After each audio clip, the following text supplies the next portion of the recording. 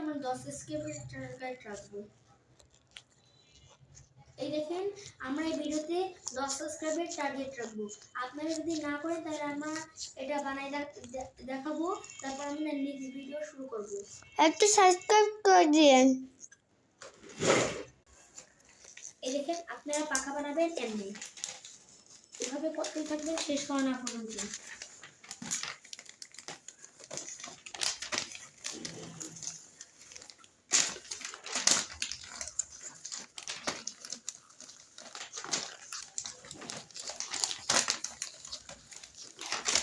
এই যে দেখেন কত কষ্ট বানাইতেছে, আপনি একটা লাইসেন্স করবেন, একটু তো করতেছেন না।